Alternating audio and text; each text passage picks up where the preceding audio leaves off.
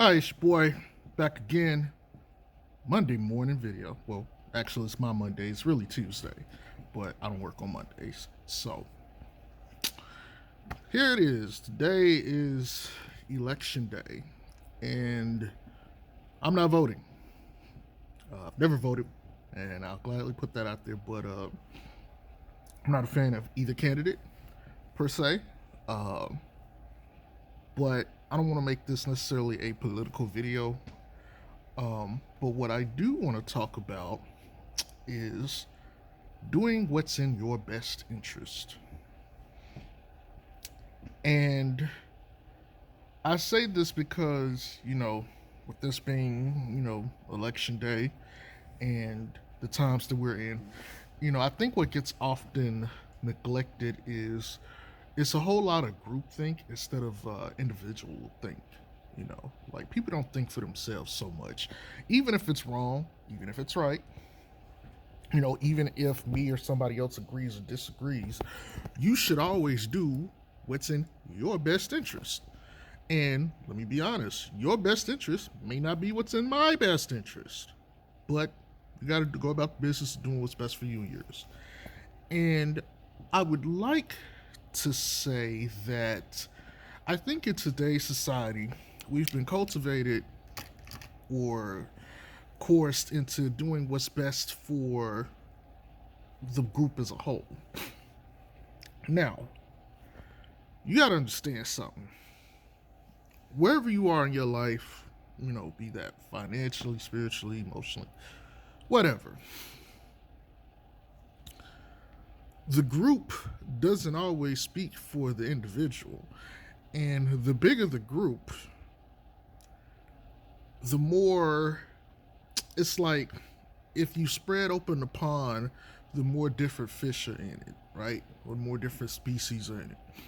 And if you are so focused on the pond at large, you got to understand there might be a different part in the pond. There may be a little part where only like a little couple fish here gather, and some here gather, and some here gather. You're not going to appease every single person, right?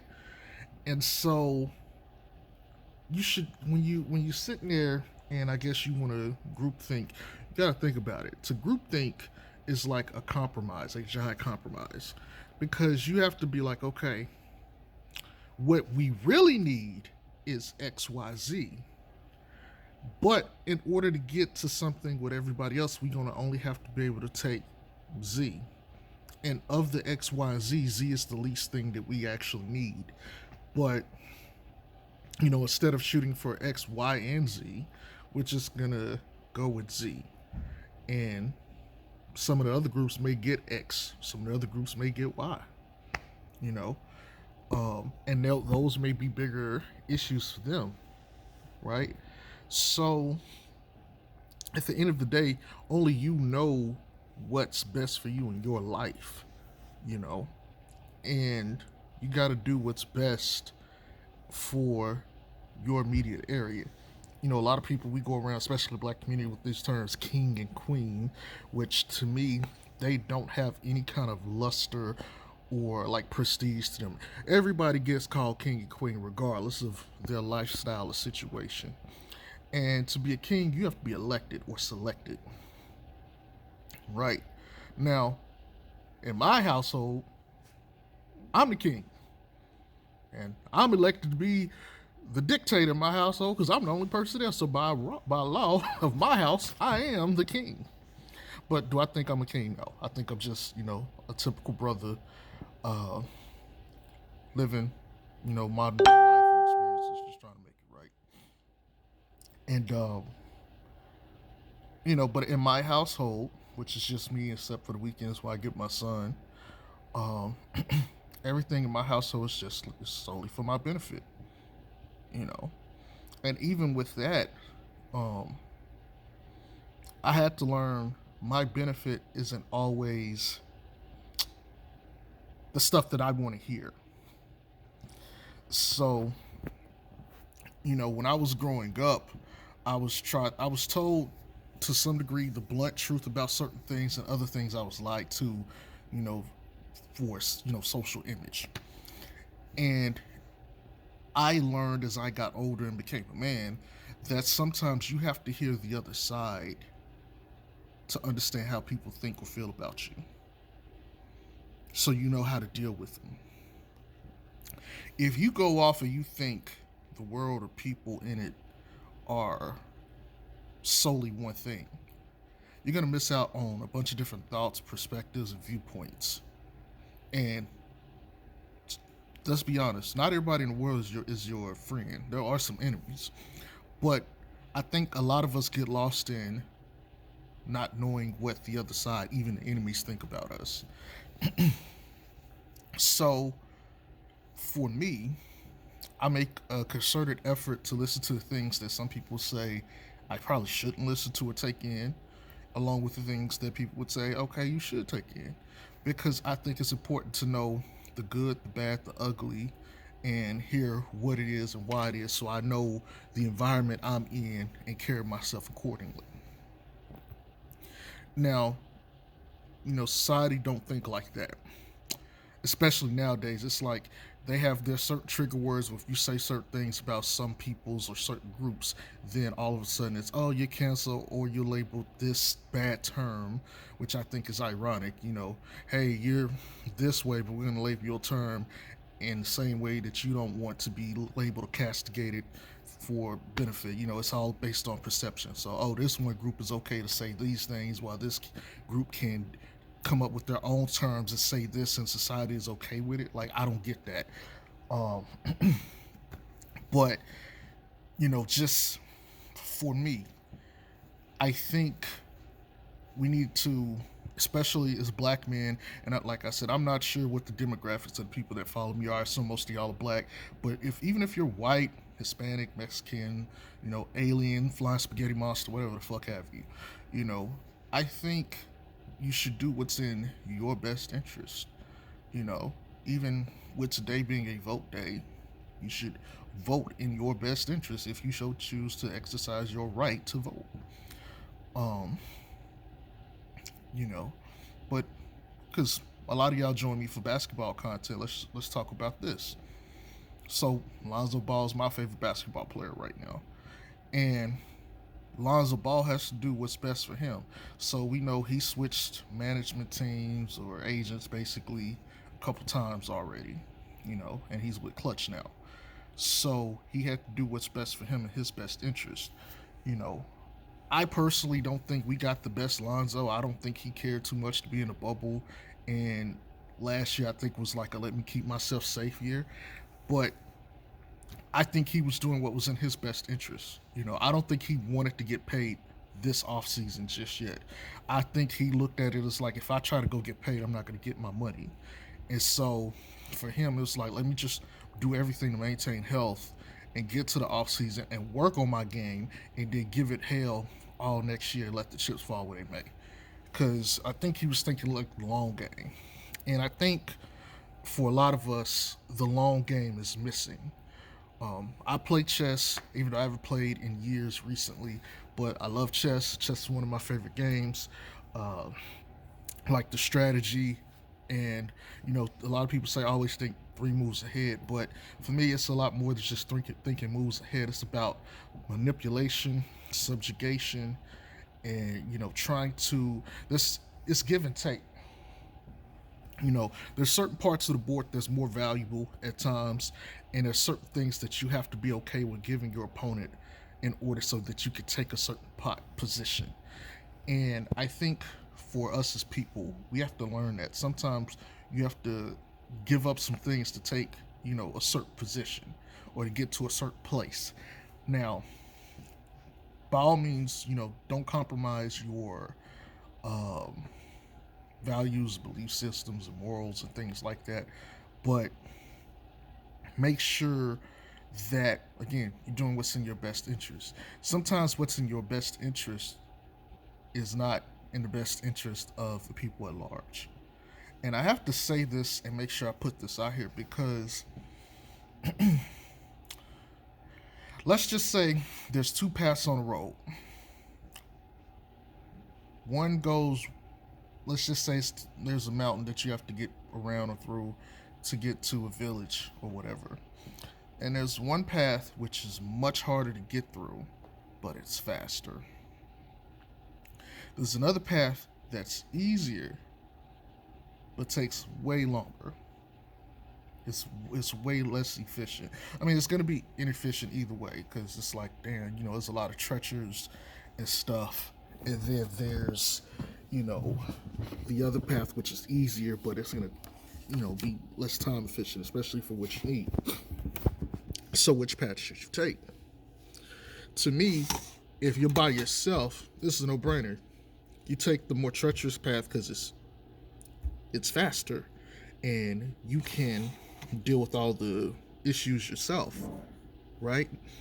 But if you're thinking as a group and you have to concern yourself with group as a whole, you may need to take the other path, which may take a little bit longer to get to the same destination, but it's to appease and get everybody there in one piece. And so, with that, I think there's a part of society where people are going to struggle with, where they have to be like, okay, when do I care solely for myself, which I don't think is being selfish, but when do I prioritize the needs of me versus the needs of thee, so to speak. And I'm gonna tell you, I don't have that answer for you. I have that answer for me because I know what it pertains to in regards to me. But for you, you have to sit down and decide what's what your priorities in life are as far as that's concerned. Like for instance, when I'm by myself, it's just me. I do whatever the fuck I want for me. But when I have my son, I have to care about my son. And so, even though it's not as big a group of people, I know how to manage, two people. I'm also ex-military. I served 4 years in the Army, 2008 to 2012. I was a medic. Uh, so I know all about leading people, leadership, um, things of that nature. So for me, it's probably a lot more easy because of my experiences. But for people other than me who don't have that, it's oftentimes a struggle to have to like, manage your time and your resources like that. Um, but that's something we have to all get used to. And sometimes it's not pushed in society because it's like okay, I'll give you an example. You got people like Jamel Hill and I think the chick's name is Stacey Abrams or something like that, who are all like they're already starting these hit pieces. They're like, oh, if Donald Trump wins, it's on black men. And this stuff was going on 4 years ago, and it's gonna keep going on. It's gonna be something, something. This is gonna be black men's fault, right? And it's like that's groupthink. You know, there's a lot of people that just buy into it, but they don't really take the time to examine it. Okay, what exactly are you saying? You know, is I'm not saying Donald Trump or I'm not saying Joe Biden is the answer. This is not to be a political video, but what I'm saying is, by you saying that, what are you saying to black men? You know, it's like we can't. We're not. It's almost like, hey, if you don't think for the group, thinking for yourself is bad. What does that sound like? It almost reminds me of slavery. Now, I'm not saying she was being literal or, saying, okay, this is slavery or, you need to be the slaves on the plantation. Although you could definitely interpret that to some degree. But my thing is, if you think as the group, you sacrifice more. And you may not even get to the promised land that you're thinking. But if you think individually and for yourself, you're more likely to get where you're trying to get to by your lonesome. So, and I will be the first to admit, there's certain things in life where you can't operate by yourself. We're going to need the help of other people, which is why it's important to find people that have the similar or same interest in you. And for you to both to get to that same goal, may require sacrifices, but you're both working toward the same outcome. So therefore, you're both have a mutually beneficial relationship, because if they depart or try to go away from that, they're going to end up hurting themselves in the long term. And so it's more beneficial for you and them both to work to the same principle, same goal, same idea. So, on this day, this Tuesday, which is my Monday because it's my first day at work, you know, I'm just imploring you guys to think more independently. Uh, Definitely focus on yourselves in this time of groupthink.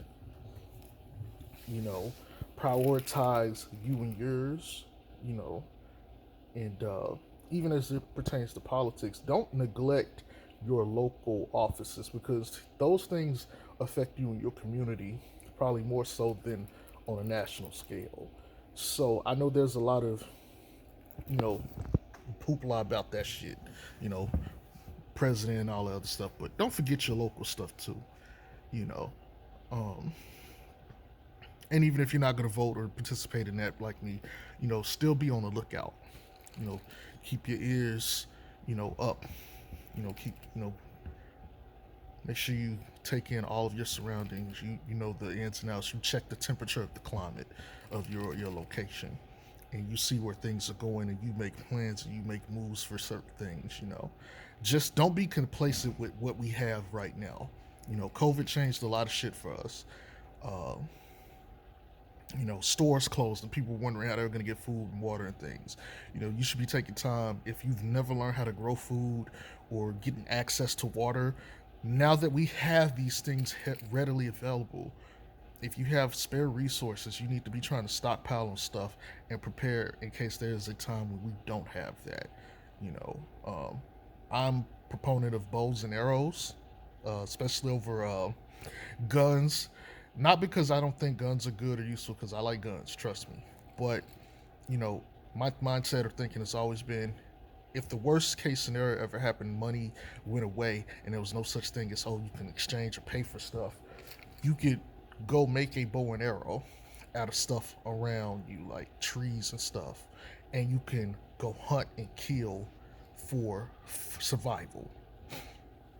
Which is why I employ, if you're a black man or any man, and I know bullets and stuff. Some of that stuff is hard to come by because people have been buying that shit up off off the the floors, like before they even get there. Consider a bow and arrow. Consider knives.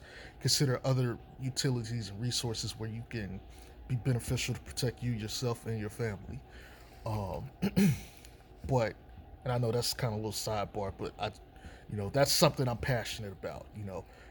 Go guns isn't the only means. I know it's most efficient, and I know there's some guys out there, maybe be some felons and stuff.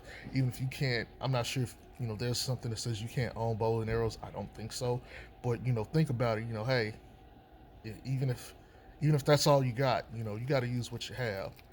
Um, so yeah, that's just pretty much a synopsis of this video. It's Tuesday morning, and I know a lot of stuff is going on. There's gonna be a whole lot of rumblings and stuff and misinformation and yada yada yada.